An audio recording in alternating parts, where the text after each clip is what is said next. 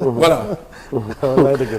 inondation yi nga tijjiwaale ko bu ko defee inondation yi xam naa ne. mais man Pape Maguette peut-être moo ne dina xaw a kii mais. inondation rek bëgg naa ci rebondir dama gëm ne. waaw boo ci remonté ko après moom mu ñëw ci. même bu dee y a beaucoup de choses qui ont été faites.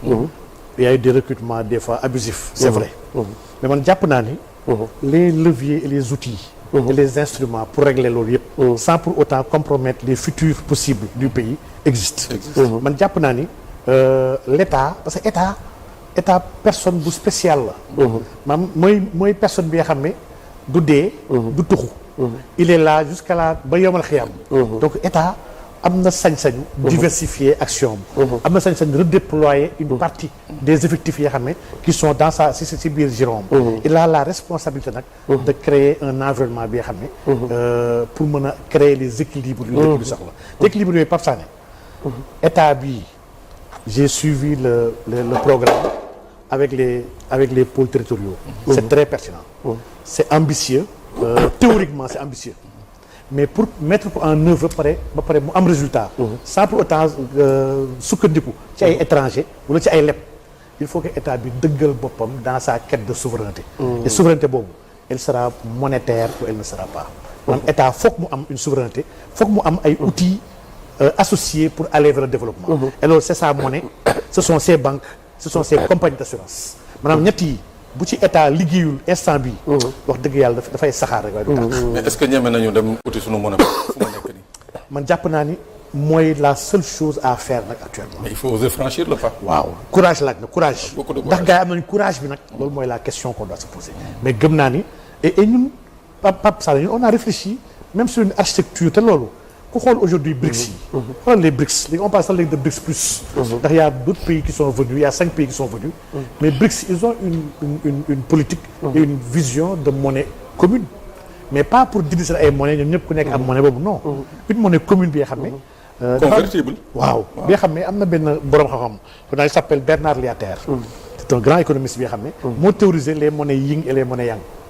mais ñun on doit être dans cette situation là. Pape Sané ñun dañoo war a am une monnaie régionale on est d'accord waaye terewul cette monnaie régionale là commune kenn ku ne dafa war a am sa monnaie nationale arrimé à cette monnaie là kenn ku ne di yor sa am sa cëggal guy dans ta définition de ta politique monétaire ndax Pape Sané ay dëkk yu tolloowul catégorie mun ñoo bokk compétition chaque fois ma moo ko gars yi kii nekk minime kii di benjamin kii di senior waru leen boole ci benn compétition yi football leen ak benn bal donc on a des pays ñii c'est des pays à revenu intermédiaire ñii c'est des pays en voie de développement ñii c'est des pays très pauvres très endettés ñii c'est des pays qui aspirent à l'émergence ñun bokkuñu sax ay aspirations ba war a bokk ay taux directeur ak benn monnaie donc ñun aujourd'hui il nous faut par cohérence ñu am un policy mix pour mën a adresser les problèmes économiques et loolu il faut une politique monétaire claire une politique budgétaire claire une politique bancaire claire une politique fiscale claire une politique assurantielle claire di nga lii tant que état Sénégal demu ci man jàpp naa ne sommes en train de perdre du temps et le temps est très précieux dañ ñoo yónni yàqamtuñu donc loolu laa bëggoon rebondir macha allah am na solo macha allah et loolu suñu ko defoon état dina mën a sax dem vers le plein emploi parce que ñun il y a pas de raison que ñu am une population à plus de 75% jeunes et qu'on ne parvienne pas à tous les faire travailler man dama gëm ni le plein emploi est possible dans la situation actuelle de notre pays parce qu'on a tellement de choses à faire et rien n'a encore été fait ñun dëkk bi yëpp ay possibilités la ñu on a des gratte-ciels à construire on a des routes à faire suñu déficit infrastructurel rek chaque année il se chiffre à plus de 1000 milliards et ça pour Sénégal nekk dans la cohérence historique bu mu war a dem il faut chaque année au moins mu investir 1000 milliards ci infrastructure fii ba 2030 te defuñu ko donc ñun on a lépp possibilité la lépp premier ministre demoon na ba ne moom saxaar si rek mën na si andi 1000 milliards saxaaru tuxkat yi mais yemul foofu rek ngelaw gi sax mën na si andi mën na si génn 1000 milliards ñu ne y a des fréquences qui sont là 1000 milliards ci kaw air bi yoo xam ne si on sait le prendre et foofu laa gisee le plan de du new deal technologique foofu la ma décevoir yi ndax mënoo aspirer vers un new deal technologique et les deux instruments yoo xam ne moo lay may nga mën a am souveraineté ci wàllu googu laaloo leen des fois sax convié woo leen muy la Sonatel qui nous appartient et que ñu ngi bàyyi Orange di ko rey à petit feu di ko concurrencer ak di ko damm di ko yàq ak la poste est-ce que normalul on peut pas mën leen bàyyi noonu il nous faut c'est que il faut nga téye ko les télécoms ak les banques c'est très important il faut ñu am suñu société télécom bi nga xam ne sénégalaise ñun ñoo ko moom Orange li muy def dafa yomb trop li muy noggatoo Sénégal di jéem a rey est-ce que xam nga ni Orange day concurrence Sonatel dans la sous-région di yàq ay marché yu Sonatel ah bien sûr. te Sénégalais yu bëri dañoo dem ba dañoo jàpp ni Orange Sonatel lenn la alors que du lenn ñun man maa ngi fàttali rebranding bi man mu ma fekk maa ngi woon Sonatel jamono année boobu man quand on faisait le rebranding c'était en 2007 maa ngi woon à ACO ñi nekk Sonatel ñoo xam ne déw yi laa nekkoon j'étais là-bas fa laa doon liggéeyee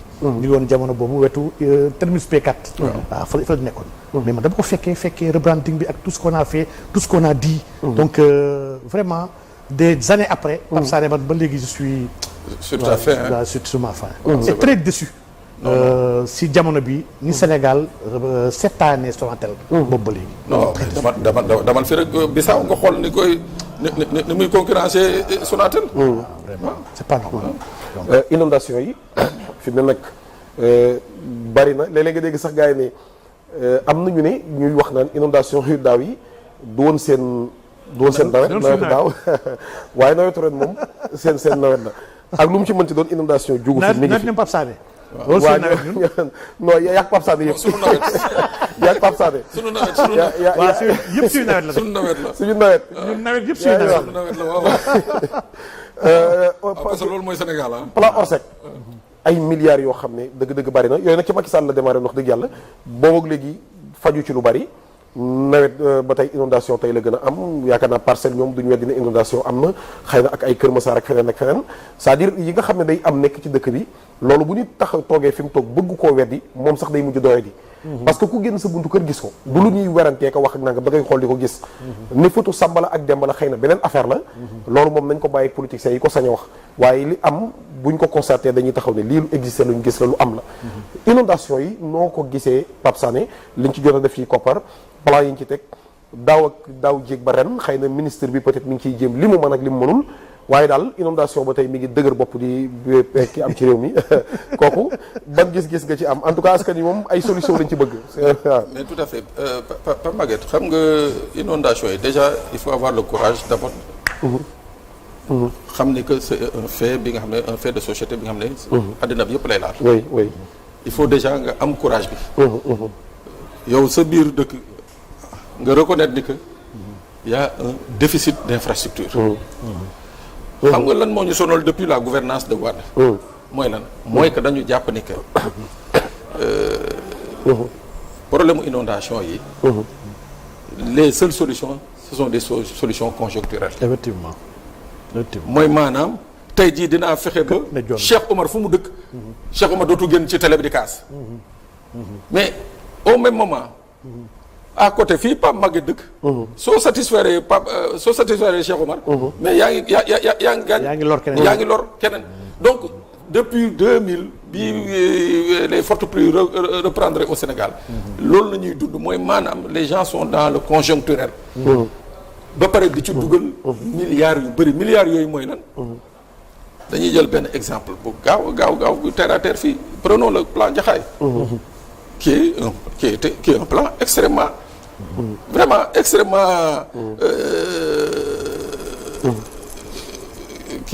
très pratique ay nit ñu nekkoon ci ndox ñu ne dañ leen fay jëli yóbbu leen fa nga xam ne amuñu ndox amul ndox loger leen dans des conditions décentes su ma juumul ba juum l'ensemble du plan Jaxaay c'était entre 18 milliards et 21 milliards mais tey plan Jaxaay boobu nga xam ne moom na moo taxoon ñu génnee ay population mais plan Jaxaay boobu mu ngi inondé waaw mooy que donc ñoom le problème dañu transférer rek dañu transférer la localité du problème voilà mais le problème est resté intact le problème est resté intact parce que dañu toog yóbbu nit ñi Jaxaay assainissement amu fa dara amu fa ainsi de suite ba la nga xam ne moo taxoon ñu jëlee leen wax naan Nimzaat wala feneen ak feneen indi leen fa la Jaxaay loolu fekkaat leen fa mooy le déficit d'infrastructure en fait dañuy les gens dañuy moi je le dirais dañuy nax sénégalais yi tappale rek loolu mooy tappale gi voilà dañuy nax waaw gis nga problème bi moi je dis que par exemple ce qui s'est passé à Touba soo xoolee bassin yi nga xam ne moo daanu toj c'est parce que je pense que ça a été fait dans la précipitation gis nga le khalife général des Mourides sëñ Mountakha yàlla na sunu borom wéeral ko te yàggal ko fi. amiin incha allah. les habitants de Touba. ku ci nekk ci ñoom boo ko waxoon man de dama am benn plan bi nga xam ne ci ñeenti at wala juróomi at lay duré ci juróomi at yi ci ñeenti at yi dana am problème mais bu ñu eggee ci juróomi at yi problème dana geex. les gens vont prendre leur mal en patience. c'est vrai. mais mënoo ñëw daaw. pour sincère. waaw ren jii nga ne da ngay régler problème mu inondation ba naan non. nawetu daaw du woon sama nawet mais nawet bi. c'est du populisme. non yooyu moom laa la wax dans la gestion publique yooyu moo fi war a jóge. Sénégal manqué wul ressources humaines. parce que bu ñu demee ba tey ñiy jël ay sénégalais di leen woo bitim réew dans la sous-région pour ñuy liggéeyal pays yooyu. te pays yooyu di réussir. ça veut dire que qu'on a une ressource humaine de qualité. mais est-ce que fii on les utilise à bon escient. c'est ça c'est véritablement la question. Pas pour régler le problème là des inondations. mooy que déjà il faut avoir le courage. ni ko Wade dafee woon déloger des quartiers c'est-à-dire raser des quartiers. faire bouger des populations. vers des terres neuves. bien assainies. bien assainies nag. du càggee rek da ngay jël gars yi rek dem sànni leen jam ñaajo bii tey jii nit ñaa ngi koy priser. mais dans 10 ans. c'était pas fait pour ñu fay dëkk. voilà dans 10 ans ça va être encore une bombe. voilà donc je dis que problème bi mooy loolu mooy que tey il faut que les gens prennent sur eux la mesure. de ce danger que sont les inondations. gis nga bi ñuy joxee fii zone de captage. j'aime bien rappeler le propos de Abdoulaye Makhtar Diop ancien DG de la SONES. mu ne moom musul woon xalaat ni que ministre. à fortiori un président de la République dana am sañ-sañ. signer un décret pour ñu terrasser la zone de captage. la zone de captage des eaux pluviales. waaw captage jeexal na wax. tu vois c'est-à-dire ndox mi doon jógee parcelle. yoo Bourguiba beeg si kam amit yëpp fa waroon ñëw. fa la doon daje. la première année bañ ñu fattee teen yi.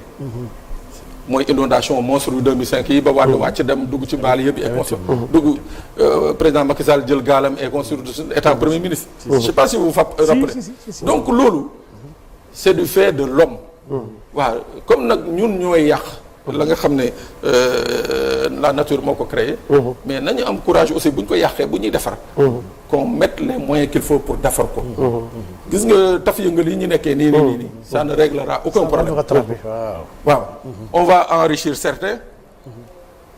déwén ñu dellu si waat on va continuer à les enrichir. la même politique bi fi amoon su Wade amoon fi ci président Macky Sall. moo fi nekk ba tey jii. mooy la politique des motopompes et la politique des hydrocureurs. les Sénégalais ne peuvent pas continuer de vivre avec ça. c'est-à-dire ça c'est à la limite sax les plonger dans une précarité dangereuse. waaw. nañu fexe ba nga xam ne laa la wax. ndox fa ma war a jaar qu'on crée les moyens qu'il faut. on parlait de l'autoroute de l'eau. mais justement voici une occasion de créer les autoroutes de l'eau.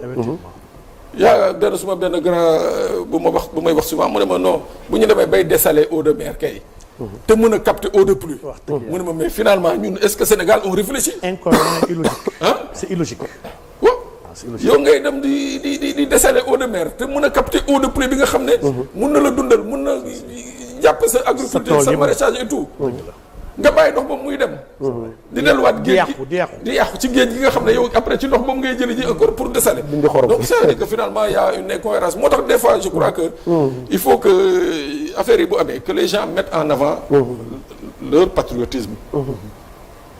bàyyi di xool voilà la nga xam ne moom moo ci tourner autour parce que tamit il faut le dire c'est une mafia qui dure depuis 1989 cette mafia des inondations là.